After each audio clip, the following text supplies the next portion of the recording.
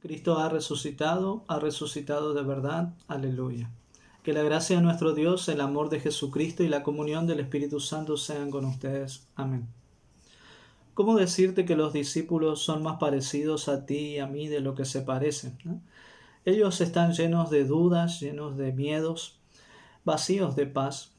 Y así es donde el diablo aprovecha para dominar, así es donde el mundo ataca, así es cuando los hombres están lejos de Dios.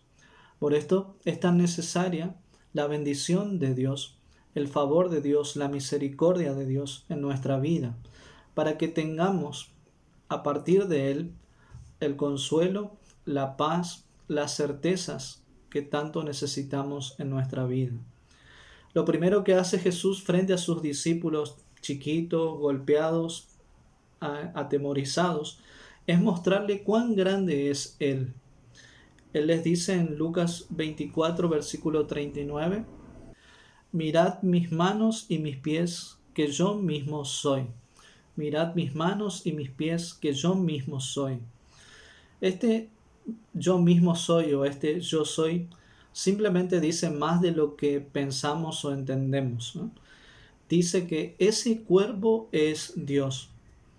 Este es el Dios que se levantó de entre los muertos. No es un fantasma, es el Dios vivo presente en medio de ellos, trayéndoles su paz. Jesús dice, yo soy. Y es así como Dios era conocido en el Antiguo Testamento. Escuchamos en el libro de Éxodo capítulo 3, versículo 13 al 14, dijo Moisés a Dios, he aquí que llego yo a los hijos de Israel y les digo, el Dios de vuestros padres me ha enviado a vosotros. Si ellos me preguntaren cuál es su nombre, ¿qué les responderé? Y respondió Dios a Moisés, yo soy el que soy. Y dijo, así dirás a los hijos de Israel, yo soy me envió a vosotros. Como si dijera Jesús mismo, yo soy el que venció a la muerte. Yo soy el que siempre han escuchado. Yo soy el que venció al diablo. Yo soy al Dios que adoraron. Yo soy el que libra a su pueblo. Yo mismo soy y no hay otro. Yo soy. Y Jesús les dijo en Lucas 24, versículo 44 y 45, estas son las palabras que os hablé estando aún con vosotros, que era necesario que se cumpliese todo lo que está escrito de mí en la ley de Moisés, en los profetas y en los salmos. Entonces les abrió el entendimiento para que comprendiesen las escrituras. Entonces, si Jesús es Dios, ¿de qué hablará el Antiguo Testamento? De ese Dios, de la historia de ese Dios con su pueblo.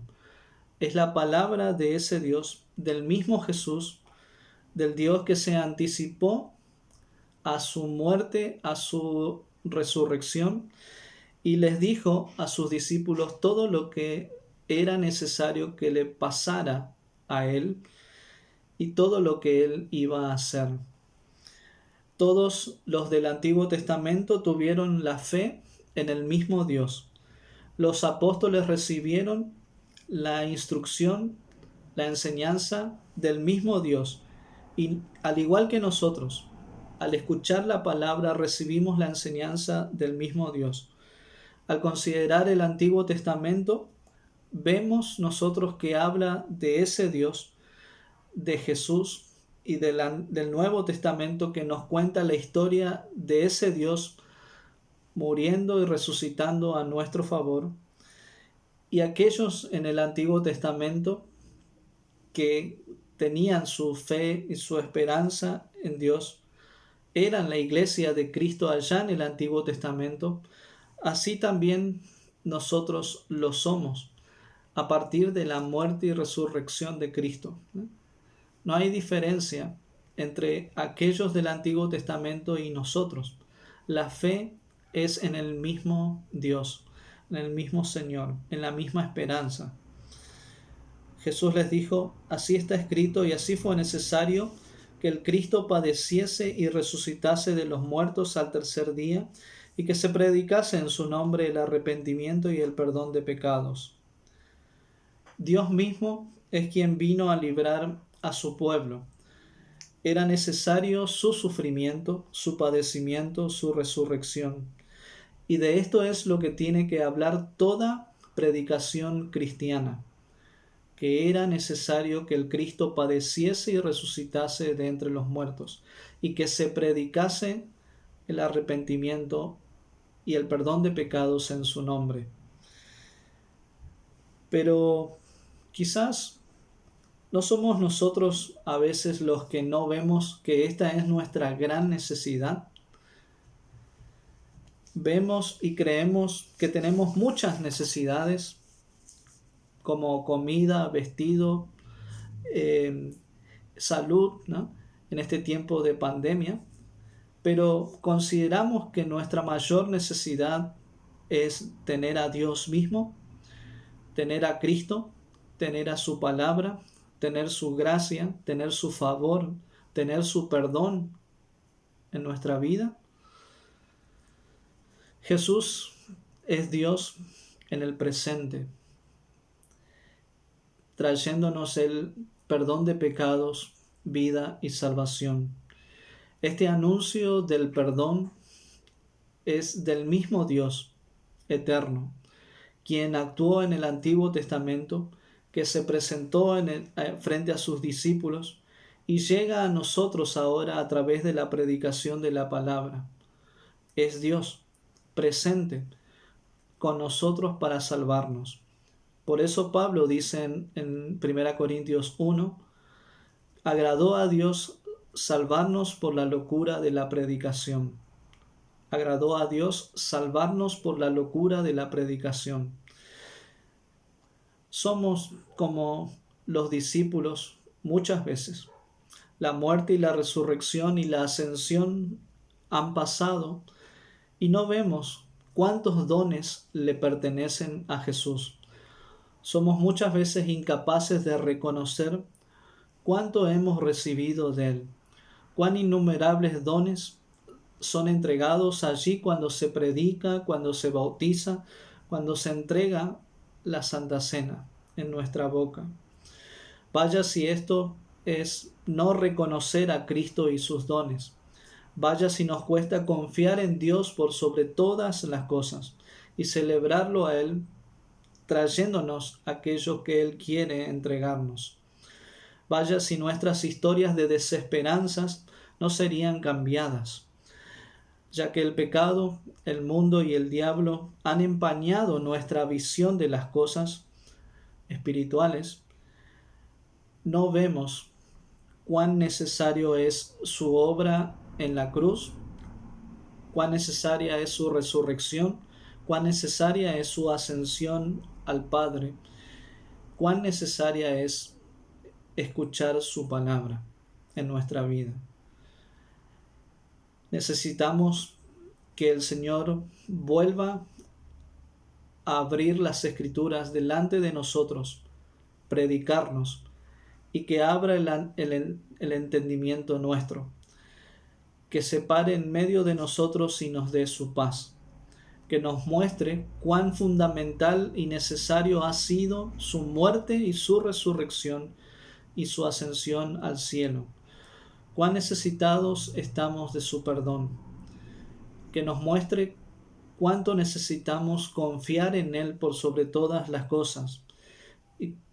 Y cuando vienen las pruebas, las dificultades, qué fácil nuestro corazón se desvía y deja de confiar en Él, como si Dios no estuviese con nosotros, como si Dios nos abandonó y ya no quiere saber con nosotros. Por esto el Evangelio del día disipa nuestra comprensión borrosa que tenemos muchas veces de Cristo, sobre lo que hemos recibido en el Espíritu Santo, en el bautismo, en la predicación de la palabra, El Evangelio es aquello que nos ilumina, que nos santifica, para que podamos comprender las Escrituras. El texto pone en evidencia cuán grande es esta historia que recibimos. Esta es la historia con mayúscula, grandiosa, gloriosa, que es insuperable, donde Cristo tiene el nombre por sobre todo nombre, en el cual toda la creación va a ser arrodillada delante de Él. Él es el que está por encima de todos los cielos, por encima de todo poderío, como está escrito, ¿no? Dice ahí en Lucas 24, 50 al 51, y los sacó fuera hasta Betania, y alzando sus manos los bendijo, y aconteció que bendiciéndolos se separó de ellos y fue llevado arriba al cielo. Acá Jesús ocupa el lugar que le pertenece, el de Dios. Allá en el Antiguo Testamento la historia es la de Dios. Acá la historia que se me cuenta en el templo, en la iglesia, es la historia del mismo Dios. Y este Dios ocupa su lugar allá en los cielos. La gran historia de salvación de un Dios que lo ha hecho todo bien desde el comienzo y ha llevado a su fin nuestra salvación. El malvado diablo nos había logrado quitar del paraíso y ahora el Hijo de Dios nos lleva de nuevo al paraíso por medio de su muerte, su resurrección, para darnos así la vida eterna. Alzando sus manos, los bendijo, ¿no? Y quiero compartir unas palabras del pastor profesor Norman Nagel, preciosas palabras que dice acerca de esto. Dice: no se nos dice qué palabras pronunció Jesús al bendecirlos, pero no las necesitamos, porque solo tenemos que mirar y lo sabremos. En las manos que Él levantó para bendecirlos, podemos leer el significado y la bendición de Jesús. Estas son las manos que Jesús extendió, con las que tocó o tomó con ese amor y esa ayuda personal e individual que caracteriza las curaciones de Jesús. Él no curó a montones de gente agrupadas por docena, sino que estuvo allí para cada uno que lo necesitara, al tomar la mano de cada uno de ellos. Estas son las manos que trajeron a los niños pequeños hacia sus brazos para abrazarlos y bendecirlos. Estas son las manos que agarraron a Pedro cuando quitó su vista de Jesús y empezó a hundirse. Estas son las manos que partieron el pan bendecido y repartieron entre ellos su cuerpo para ser comido.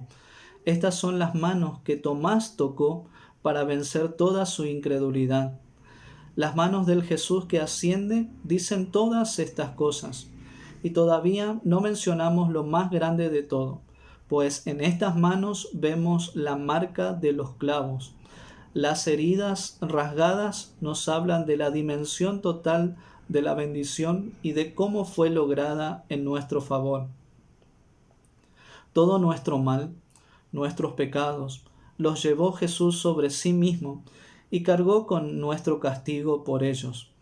Él fue abandonado como nosotros al hacerse uno de nosotros, para que no seamos abandonados por Dios, sino más bien perdonados, vivificados nuevamente como hijos de Dios, por causa de lo que hizo Jesús por nosotros allí en la cruz.